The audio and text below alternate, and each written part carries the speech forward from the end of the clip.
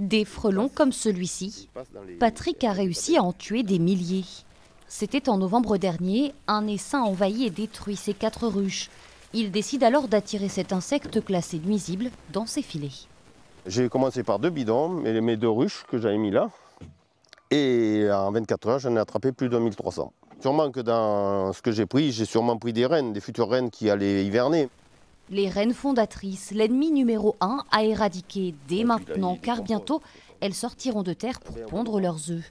Alors voici une recette facile à mettre en place à la maison et à renouveler tous les 15 jours. La grenadine au fond, la bière, une bouteille pour ça, et du vin blanc. Une méthode efficace que l'on retrouve aussi chez cet apiculteur, lui, qui s'est également équipé d'autres pièges pour ralentir l'invasion de frelons asiatiques sur ses 250 ruches. Le plus basique, c'est de ne pas utiliser les portes traditionnelles, mais à l'automne, de mettre des portes anti-frelons. Donc c'est des portes avec un espace plus petit pour gêner l'entrée du frelon dans la ruche. C'est une nasse. En fait, les frelons peuvent rentrer dedans, mais pas ressortir.